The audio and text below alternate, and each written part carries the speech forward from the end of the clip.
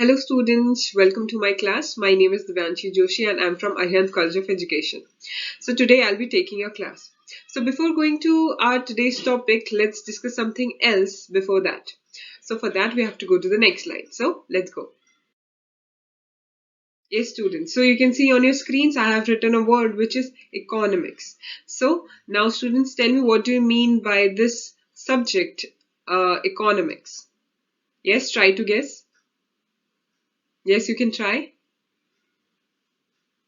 Alright, so economics is a subject which deals with the production, consumption and transfer of wealth. Yes, so now that we understood the meaning of the word economics, so now I have a video for you all to understand like what is economics basically deals with. So for that we have to go to the next slide and you'll see a video and you have to observe it very carefully. Alright, so let's see the video. What is economics? The typical first-year student walks into his first economics class with very little idea of what economics is. He might have heard something like, economics is the study of money, or economics is another word for accounting, or economics is hard, don't take that class. But none of those are true. Economics is the study of the use of scarce resources that have alternative uses. That's the classic definition of economics. Basically, there are people, and people need resources to fulfill their desires. These resources cannot be infinite, but the desires can be, so people need to make choices about how to use their scarce resources. Economists study these choices. All economic questions fall into one of two categories: positive and normative. Positive economics describes what is, and normative economics argues for what ought to be. So a question like, why do people use money, is a positive question, and should people use money is a normative question. A general rule of thumb is that if your economic model has no value judgments, it's positive economics.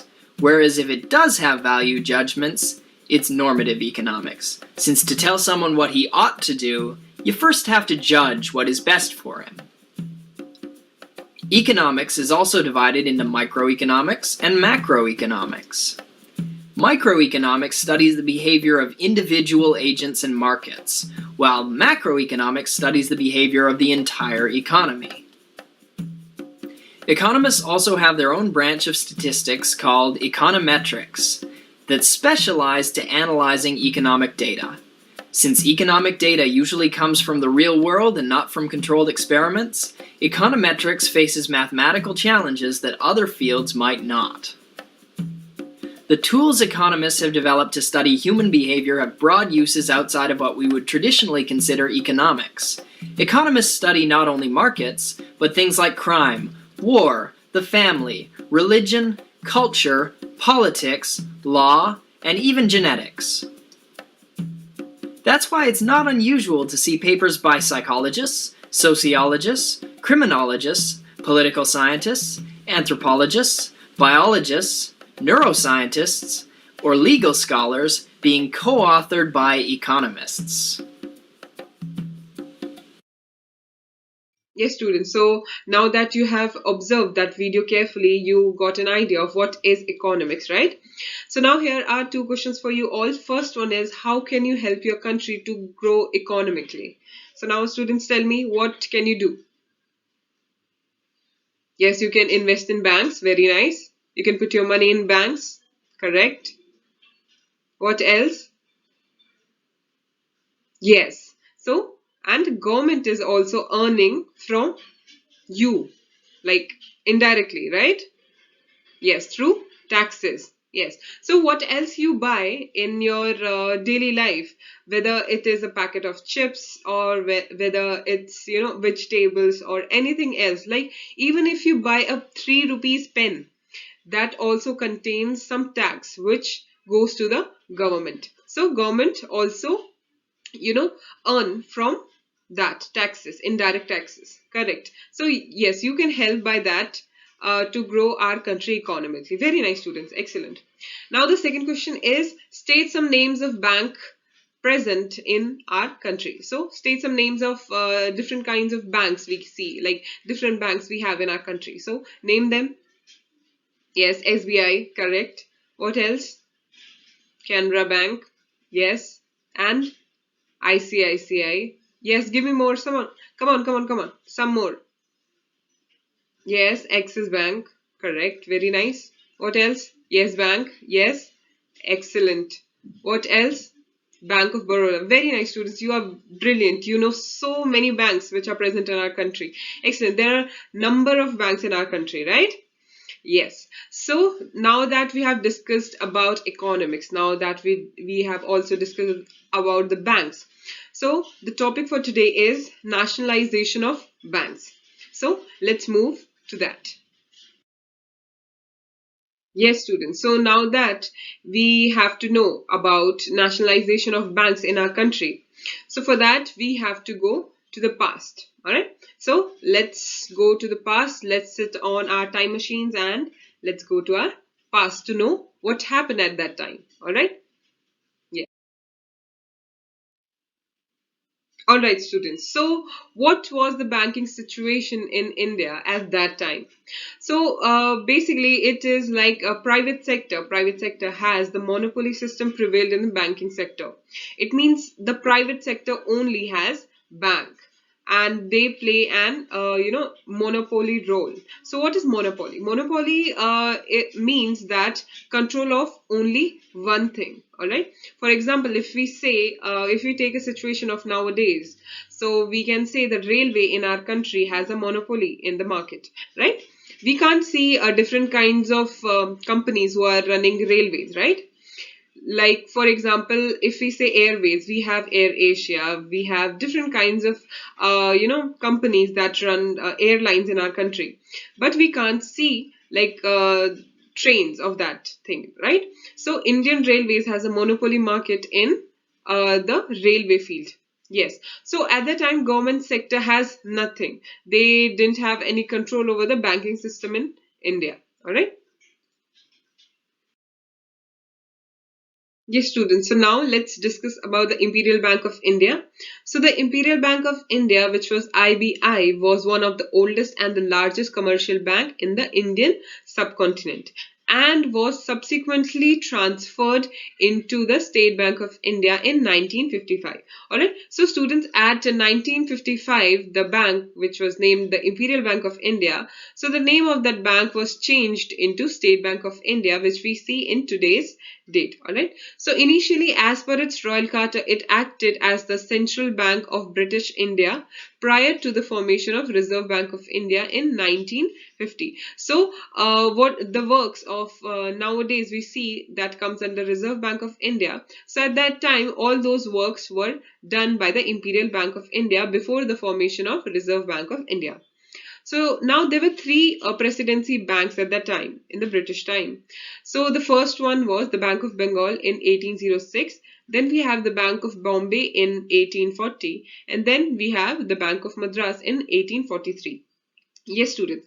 So the Imperial Bank of India came into existence on 27th January 1921. So through the reorganization and amalgamation of the three presidencies bank of colonial India into a single banking entity. Alright. So these three banks were combined and the one bank was formed, which was Imperial Bank of India. Yes. So the decision of the of His Majesty's government was certainly influenced by the 1921 book Indian Currency and Finances. So the presidency banks were the Bank of Bengal, the Bank of Bombay, and the Bank of Madras. So the Imperial Bank was 80% privately owned, while the rest were owned by the state. So now students, here also you can see that in Imperial Bank of India also, like 80% part was in the hands of private owners, and the state has very less amount. So that's why it was called the monopoly at the time. All right. Yes. So students, let's move to the next slide. Yes. So now, before going to, nationalization of banks, so let's see what is the meaning of the word nationalization. So, nationalization refers to the action of the government taking control of the company or industry, which generally occurs without compensation of the loss of the net worth of seizing assets and potential income. So, nationalization, in simple words, I can put it so it would be like private sectors, like private companies or industries, which government takes them under themselves. So those private sectors now would be called as government sectors. All right. So this is the meaning of the word nationalization. Yes, students. So now let's move to the next slide. Yes, students. So now let's discuss about the nationalization of banks in India. So despite the provision, control and regulation of the Reserve Bank of India, banks in India except the State Bank of India, which is SBI, remain owned and operated by private persons. All right. So by the 1960s, the Indian banking industry had become an important tool to facilitate the development of the Indian economy. All right. So at the same time, it made emerged as a large employer, and a debate had assured about the nationalization of the banking industry. So Indira Gandhi, then the Prime Minister of India, expressed the intention of the government of India in the annual conference of All India Congress meeting in a paper entitled Stray Thoughts on Indian Nationalization. So at that time, Congress was the one which came up with the idea of nationalization of banks, and the other parties, they also supported that decision. So I have a list of banks which were, nationalized in 1969. So the banks were Allahabad Bank, Bank of Baroda, Bank of India, Bank of Maharashtra, Central Bank of India, Canara Bank, Dena Bank, which is nowadays called Bank of Baroda. Then we have Indian Bank. Then we have Indian Overseas Bank. We have Punjab National Bank, Syndicate Bank, now Canara Bank nowadays we call it. Then we have UCO Bank. Then we have Union Bank of India. Then we have United Bank of India, which is nowadays called Punjab Bank of India. All right. Yes, students. So now let's move to something which we all have thought, like what would be the reason of nationalizing, like what are the benefits, what are the advantages a government can earn through nationalizing all the banks in the country. Not all the banks, it was basically, I think, 14 were the ones which were nationalized at the time, and then after 14 it was 19. Yes, students. So let's move to the next slide and let's discuss the advantages. All right. Students, so now let's see the advantages which came with the nationalization of banks. So it would enable the government to obtain all the large profit of the bank as revenue. Nationalization would safeguard interest of the public and increase their confidence, thereby bringing about a rapid increase in deposits.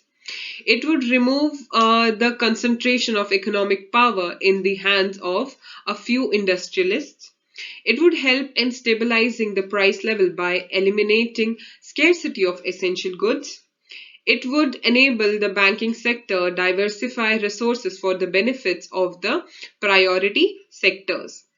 And it would also eliminate wasteful competitions and rises the efficiency of the working of banks. Then it would also enable um, rapid increase in the number of banking offices in rural and semi-urban areas, and helped considerably in deposit mobilization in a large extent. All right. So students, these were the advantages which government earned by nationalizing those 14 banks. So now students, I have a question for you all here. So which government brought this plan of nationalization? So I have told you in the previous slide also, like which government brought that. So students, tell me which government brought this plan of nationalization? Correct. It is Congress Party. Very nice. Excellent. So now let's move ahead. Yes.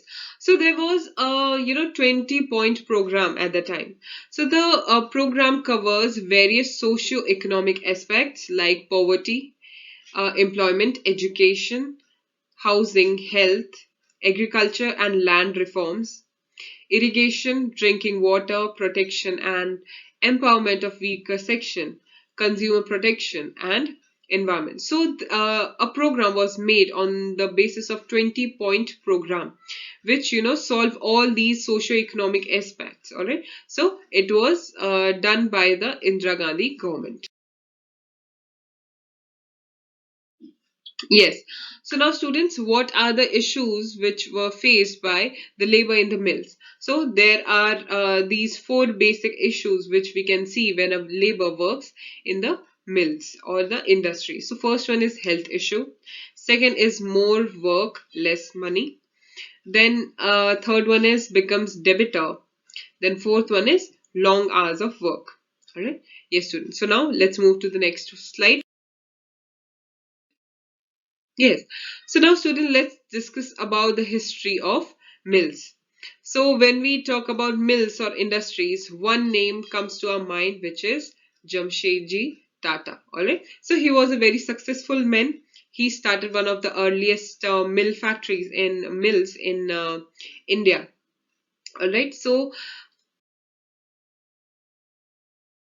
yes, students. So now let's discuss about the Rashtriya Mill Majdur Sangh. All right. So the short form of this is RMS. So this was a Sangh or an organization which was formed for the laborers to tackle their daily life problems. All right.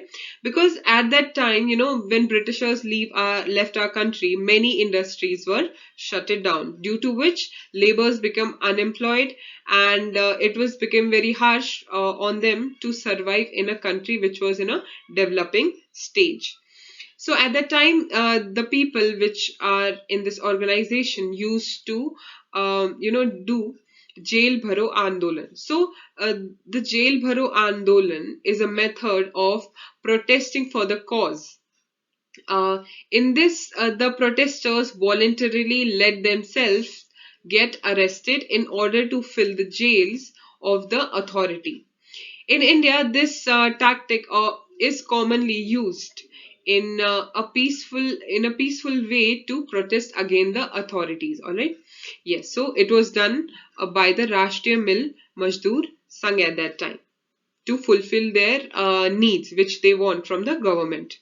Yes. So now, students, let's move to the next slide.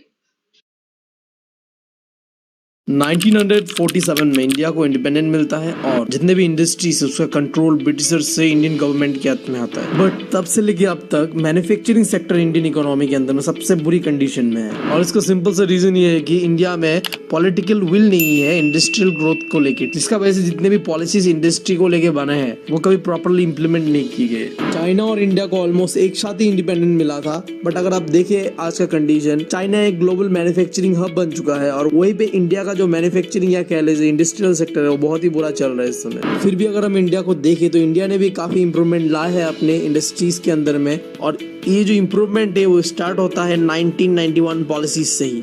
ये 1991 policy पहला ऐसा policy था जिसने हमारे industrial growth को काफ़ी increase कर दिया। आज जैसा भी है हमारा इंडस्ट्री, उसका जो एकमात्र रीज़न है वो है ये 1991 का जो इंडस्ट्रियल पॉलिसी है वो। तो चलिए इस वीडियो में हम जानेंगे इस 1991 इंडस्ट्रियल पॉलिसी के बारे में, उसका ऑब्जेक्टिव क्या था, उसका फीचर्स क्या था और क्या आउटकम्स आया इस पॉलिसी का। तो अब हम जान लेते हैं ये पॉलिसी था क्या। इन 1991 इंडस्ट्रियल पॉलिसी जो आया उसने प्राइवेट सेक्टर को इनकरेज किया कि आप इंडिया में इंडस्ट्री सेटअप कीजिए जिससे कि इंडिया में रैपिड इंडस्ट्रियल ग्रोथ हो। और ये क्यों था ऐसा? क्योंकि जो पब्लिक सेक्टर ऑलरेडी इंडिया में थे जो कि डोमिनेट कर रहे थे इंडस्ट्रीज को, वो प्रॉफिटेबल नहीं था और इनफिशिएंट था। और इस पॉलिसी के अंदर में जितने भी रेस्ट्रिक्शन थे प्राइवेट सेक्टर के अंदर में पहले में, उन सबको हटा दिया गया और एक सुटेबल कंडीशन दिया गया इंडस्ट्रीज को सेटअप करने के लिए प्राइवेट सेक्टर्स के लिए। ठीक है, तो भाई हम इस पॉलिसी का कुछ ऑब्जेक्टिव जान लेते हैं। तो पहला ऑब्जेक्टिव है कि लाइसेंसिंग और रजिस्ट्रेशन को लेके जो स्ट्रिक्ट पॉलिसी चल रहा है ना इंडिया में इंडस्ट्री सेटअप करने के लिए, उसे हमें आसान करना है ताकि प्राइवेट सेक्टर अपना इंडस्ट्रीज इजीली सेटअप कर पाए इन इंडिया। उसके बाद हमें micro, small and medium enterprises को प्रमोट करना चाहिए कि आप अपना इंडस्ट्रीज को सेटअप कीजिए इन इंडिया, क्योंकि मेजॉरिटी ऑफ द इंडस्ट्री जो इंडिया में है वो micro, medium and small scale industry है। अगर ये सबको गवर्नमेंट सपोर्ट करना शुरू कर दे तो इससे हमारा इंडस्ट्रियल ग्रोथ जो है और ज़्यादा स्पीड से बढ़ेगा। उसके बाद जितने भी loss making public sector enterprises था उन सबको रिड्यूस करना था, उन्हें डिसइन्वेस्टमेंट करना था और वेरियस वे से उन्हें प्रॉफिटेबल बनाना था। ये गवर्नमेंट का एक फोकस था। उसके बाद गवर्नमेंट चाहता था कि रैपिड इंडस्ट्रियलाइजेशन के लिए इंडस्ट्रीज के बीच में कम्पिटिटिवनेस बढ़े और इसके लिए जरूरी था कि इंडस्ट्रीज का इंक्लूसिव इकोनॉमिक डेवलपमेंट हो। और आखिरी पॉइंट में गवर्नमेंट का मोटिव ये था कि हम इंडस्ट्रीज को इंसेंटिव देंगे अगर वो अपना इंडस्ट्रीज को सेटअप करें इन बैकवर्ड एरिया, जिससे क्या होगा, हमारा जो रीजनल इम्बैलेंस है ना इकोनॉमिक डेवलपमेंट को लेके वो इम्प्रूव होगा। क्योंकि जब इंडस्ट्री सेटअप किया जाएगा वहाँ में तो वहाँ में जॉब अपॉर्चुनिटीज क्रिएट होगा, तो इनकम आएगा, तो इससे क्या होगा, वहाँ का भी जो बैकवर्ड एरियाज का जो इकोनॉमी है वो भी ग्रो होने लगेगा। तो ये था ऑब्जेक्टिव। उसके बाद हम बढ़ लेते हैं फीचर्स की ओर। अब देखिए जो इंडस्ट्रियल पॉलिसी 1991 है, इसका मैंने 5 फीचर्स आपको बताया है। काफी अलग फीचर्स भी है पर यहाँ में मैं बेसिक और इंपॉर्टेंट 5 फीचर्स को लेके ही बात करूंगा। तो पहला फीचर्स है इंडस्ट्रियल डी लाइसेंसिंग पॉलिसी। देखिए industrial D licensing policy and कर देता है जितने भी रेड टेररिज्म और लाइसेंस राज्य था इन इंडिया उसे। अब क्या होगा कि प्राइवेट सेक्टर को अपने इंडस्ट्रीज को सेटअप करने के लिए कंपलसरी लाइसेंसिंग नहीं चाहिए होगा इस पॉलिसी के अंडर में, और वो अपने इंडस्ट्रीज को इजीली एक्सपांड कर सकते हैं, ठीक है, और सेटअप कर सकते हैं। अब दूसरे पॉइंट में D reservation of industrial sector, ठीक है। इंडिपेंडेंट के बाद से ही इंडस्ट्रियल ग्रोथ का जो रेस्पॉन्सिबिलिटी है वो पब्लिक सेक्टर के हाथ पे था, बट पब्लिक सेक्टर का जो इफिशियंसी था वो काफी कम था और वो मोस्टली जो पब्लिक सेक्टर एंटरप्राइजेस थे वो लॉस मेकिंग एंटरप्राइजेस थे, जिसकी वजह से गवर्नमेंट को कोई फायदा नहीं हो रहा था उनसे। इसके वजह से गवर्नमेंट ने इस 1991 के पॉलिसी में क्या कर दिया, डी रिजर्वेशन कर दिया। अब गवर्नमेंट ने प्राइवेट सेक्टर को इनकरेज करना शुरू कर दिया कि आप लोग भी आइए और इंडस्ट्री सेटअप कीजिए इंडिया में, जिससे कि अब इंडस्ट्रियल ग्रोथ के लिए हमें सिर्फ पब्लिक सेक्टर के ऊपर डिपेंडेंट नहीं रहना पड़ेगा, ठीक है। पब्लिक सेक्टर और प्राइवेट सेक्टर मिलके इंडस्ट्रियल ग्रोथ में हेल्प करेगा। और ओनली 3 सेक्टर्स को रिजर्व कर दिया गया पब्लिक सेक्टर के लिए, वो था railway, mining and atomic energy, ठीक है। और तीसरा पॉइंट है कि evolution of the phrase manufacturing programme, जिसके अंदर में एक फ्रेज मैन्युफैक्चरिंग प्रोग्राम चलता था इंडिया में भी आफ्टर इंडिपेंडेंट। इसके अंदर में क्या होता था, जितने भी डोमेस्टिक गुड्स थे उन्हें इंसेंटिव दिया जाता था, मतलब उसके ऊपर टैक्स कम लगता था। जितने भी डोमेस्टिक गुड्स थे उनके ऊपर टैक्स कम लगता था और जितने भी फॉरेन गुड्स थे उनके ऊपर टैक्स ज्यादा करके लगा दिया जाता था, जिसकी वजह से फॉरेन इन्वेस्टमेंट नहीं आ पाता था इंडिया में। बट इस सिस्टम को एबॉलिश कर दिया गया और हमने अपना करेंसी को भी डिवेल्युएट कर दिया ताकि फॉरेन डायरेक्ट इन्वेस्टमेंट हमारे कंट्री में आए और हमारा इंडस्ट्रियल डेवलपमेंट में हेल्प करे। फोर्थ पॉइंट में एवोल्यूशन ऑफ एमआरटीपी एक्ट। अब इसके अंदर में क्या था कि एक एमआरटीपी एक्ट हुआ करता था इंडिया में 1991 से पहले, जिसके अंदर में प्राइवेट इंडस्ट्रीज को एक मिनिमम इन्वेस्टमेंट का क्राइटेरिया दिया गया था कि आप 1000 करोड़ से ज्यादा इन्वेस्टमेंट नहीं कर सकते अपने इंडस्ट्रीज पे।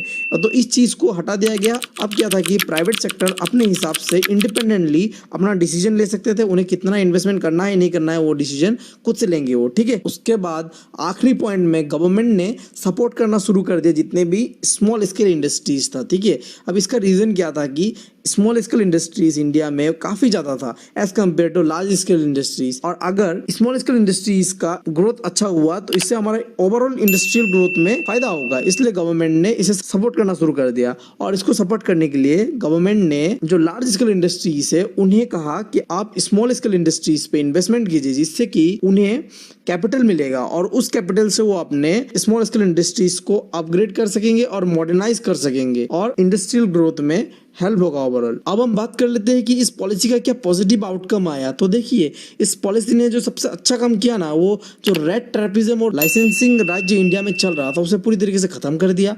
उसके बाद जो हमारा पूरा डिपेंडेंस था एक पब्लिक सेक्टर के ऊपर उसे भी खत्म कर दिया, और अब जो पब्लिक सेक्टर बचा हुआ था उन्हें प्रॉफिटेबल बनाने का कोशिश करना शुरू हो गया, ठीक है। और इस पॉलिसी के अंदर में जो हमने एक लिबरलाइजेशन दिखाया कि प्राइवेट सेक्टर का पार्टिसिपेशन बढ़े इन इंडस्ट्रियल डेवलपमेंट, इसके वजह से क्या हुआ, अब जो नॉर्मल गुड्स का दाम था वो कमने लगा, क्योंकि अब कंपटीशन बढ़ गया। अब कंपटीशन जब बढ़ जाता है तो प्राइस का दाम ऑटोमेटिकली कम जाता है। इससे क्या होता है कि हमारे कंज्यूमर्स को, हमारे कॉमन पीपल्स को बेनिफिट होने लगा। और उसके बाद गवर्नमेंट ने स्पेशल इकोनॉमिक जोन और काफ़ी तरह का एक्सपोर्ट इंसेंटिव देने लग गया, और जो न्यू इकोनॉमिक पॉलिसी था उसके अंदर में भी काफ़ी सारे प्रोग्राम्स ऐसा लाया जिससे कि हमारा इंडस्ट्रीज रैपिडली ग्रो हो, और काफ़ी हद तक हुआ भी। तो यही था न्यू इंडस्ट्रियल पॉलिसी 1991। अगर आपको ये वीडियो अच्छा लगा तो Yes, students. So now that we have understood a lot about our country, the economic status, the economic development from older times till now, and also we are done watching the video of new industrial policy or new economic policy, right? So now it's time for us to discuss something out of our country, which is World Trade Organization, and in short form we call it WTO. All right. So let's read first and then I'll go to the explanation part, right? All right. The World Trade Organization, WTO, is an intergovernmental organization that regulates and facilitates international trade between nations. Governments use the organization to establish, revise, and enforce the rules that govern international trade. It officially commenced operations on 1st January 1995. Pursuant to the 1994 Marrakesh Agreement, thus replacing the General Agreement on Tariffs and Trade, which was called GATT, that had been established in 1948. The WTO is the world's largest international economic organization with 164 member states representing over 96% of global trade and global GDP. All right. So, students, see, WTO is facilitates trade in goods, service, and intellectual properties among participating countries by providing a framework for negotiating trade agreements. All right. So, which usually aims to reduce or eliminate tariffs, quotas, and other restrictions. And these agreements are signed by representatives of member governments and ratified by their legislatures. All right. So the WTO also administers independent dispute resolution for enforcing participants. So to trade agreements and resolve trade related disputes also. So WTO also resolve these kinds of disputes. So the organization prohibits discrimination between trading partners, but provides exceptions for environmental protection, national security, and other important goals. All right. So these are the works of WTO, and I've also discussed like how WTO works. So now that we are done with today's topic and its ending part of our today's chapter, so now it's time for us to do a quick recall of what we have learned today. All right. So for that we have to go to the next slide. So let's go. Yes, students. So now let's do a quick recap of what we have studied today. So first one is nationalization of banks. So in that we saw that 14 banks which were in the hands of private sector came under government sector. Then we have Imperial Bank of India. So in Imperial Bank of India we saw that there were three provincial banks at the British time, which were the Bank of Madras, Bank of Bombay, and Bank of Bengal. So all these three were combined and made one bank, which was in a national level, and that was called Imperial Bank of India. And later on, it was named as SBI, which is State Bank of India currently. Yes. So the third one is Rashtriya Mill Majdur Sangh. So under that, we saw that it is an organization which is made for the mill laborers or the workers. Yes, so the fourth one is new economic policy. So in new economic policy, we saw that the model of LPG was published. So LPG stands for L stands for liberalization, P stands for privatization, and G stands for globalization. Yes. Then in the last one, we saw that in World Trade Organization, we saw that it is an organization which is, in a world-class level, where most of the countries being a part of that for the better trade relation between each other. And there are mostly 95% of countries that comes under World Trade Organization. So that's all for the recap part, students. Now let's move to the application part, where I'll ask you some questions based on it. Yes, so under application we have date and the event happened. So the first one is Imperial Bank of India turned into SBI in which year? So students, tell me, in which year? Yes, it's 1955. Excellent. Very nice. Then we have formation of the Reserve Bank of India. Students, come on, guess. Which was the year I have told you? Yes, it's 1950. Excellent. Then we have nationalization of banks. So tell me, when did the nationalization of banks happen? In which year? Yes, it's 1969. Excellent. And the last one is WTO's official commenced on. Yes, students, tell me the date and the time, like the day, even you can tell the month. Yes, so it's 1st January 1995. Excellent. So now that we are done with the application part, let's move to the most fun-loving part of every class. So let's see that. Yes, so it's the homework part. So under homework, you have to write about the history of WTO, which is World Trade Organization. And then you have to make a note on new economic policy, the LPG model. All right. Yes, that's all for the homework.